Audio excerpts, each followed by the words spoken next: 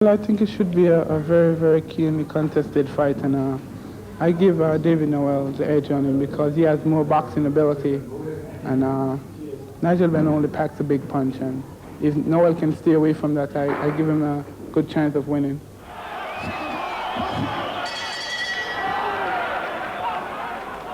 Nigel Benn, as usual, in the black trunks, feels he's got a fair bit to prove to himself and to everyone else after his last fight 6 weeks ago against Anthony Logan in his first defence of the Commonwealth title. He survived a tremendous barrage of shots to take Logan completely by surprise with that desperate left hand that put the Jamaican down and out of the fight completely. The man in against Benn is the only man to have beaten Logan, and it's Trinidad's David Noel who defeated Logan to take the Continental Americas title. Benn, 19 contests, 19 wins, all including the one against Logan inside the distance, and even at this stage the Trinidadian boxer is having to hold on. So Benn looks to be back to his old ways again. He's not throwing quite so many wild punches as before. Well, goodness me, Noel's in trouble. Into the second minute of this, the first round, and David Noel, the challenger, really does have problems, and look at the expression on Benn's face. Adrian Morgan has to separate them. He'll not be able to do that for too much longer if Benn has his way. And Noel coming forward with his forearm up to protect his face. He may need just about everything if Benn's back to form, but he did not look good until he managed to stop Anthony Logan. Well, David Noel, 6 losses in his 29-fight career. One of those to the very good Lupe Aquino, who went on to become the WBC light middleweight champion. And he's having to hold on in the first round. We're coming up to a couple of minutes gone. Oh, there was a right hand and it caught him high on the temple. And Noel goes down again. And I don't think Adrian Morgan's going to let this continue. Indeed not, he's stopped it. He's taken Noel into a neutral corner. And Nigel Benn has made a second successful defence of his Commonwealth middleweight title. And it's another first round stoppage. And that's the 10th time he stopped a man inside 1 round. Well, look at the concentration, and that got right through. That right hand came right through Noel's defence, and there was no way back for him after that. What a punch. Nigel, congratulations. What was the difference between this one and the last one? Logan. Well, first of all, I let my emotions interfere with my training, which, I mean, tonight I wanted to show him that, you know, it wasn't a fluke. It wasn't a fluke thing. It was, now it was all controlled aggression. And I wanted to go out there and box him in jabbing and prove a point to people that I can box, pick my shots, which I've done very well. He held on to me a couple of times, but I didn't know if he was held. I just thought he wanted to claim me, just to, like, spoil me. The next minute, he was really clinging tight, and I knew I had him. So, like, as my trainer Brian says to me, mag to grid, get rid.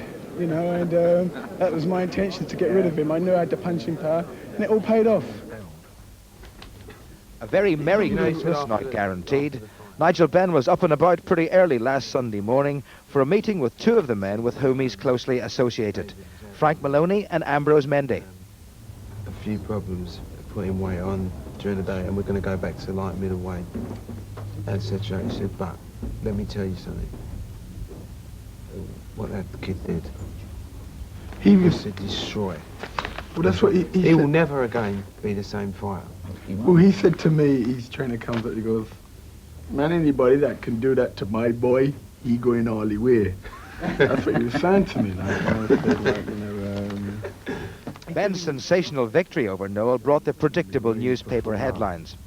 But for Benn and his associates, a happy new year will only be achieved if his career keeps on the up and up, and it's time to consider other opponents and other titles.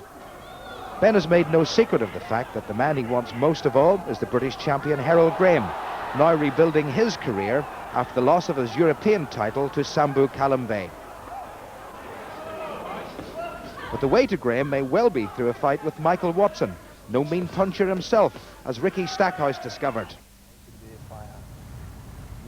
Sunday morning business having been concluded, Ben relaxes, enjoying the trappings of a successful professional boxer. There's time to reflect too on the greatest influences on his life and on his boxing career. My first correct move in life was joining the army, and you know, and it paid off so much. It's untrue. The army, I've got to owe everything to the army, because the dedication and motivation all came from the army. I mean, I couldn't see myself in 3 years, 3 years previous, or 4 years, getting out of bed and going running in snow but now I do it. And I don't mind, because I want to be #1.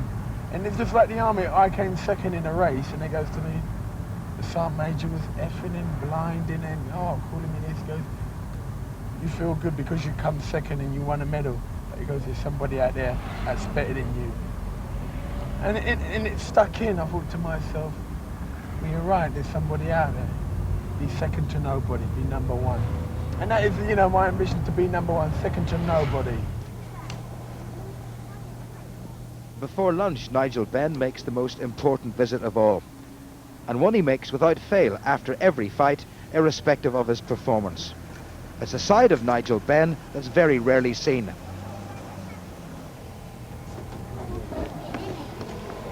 Mom, good morning. Good kid. What more not like? Congratulations. Alright.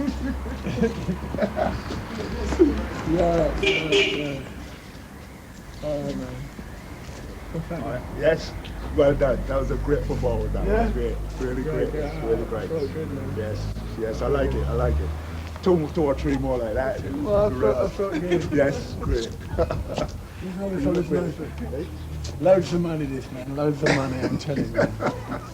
I picked my shots. I didn't rush. I was so like, picked my shots and went out there. It was a brilliant performance. Really good. Really good. I was really proud of it. Well, I am proud, but I was even more proud last night. Yeah, great.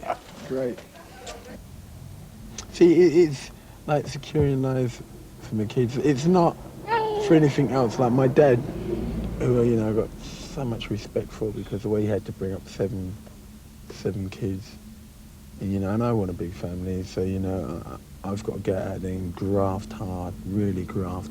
And I know I can achieve it. I know I can achieve it, and I will, because I'm putting everything into it now. You know what she said? She said she wants a BMW. What do you want? So I've got to work hard. Nigel Benn, who's definite box office. Now, Frank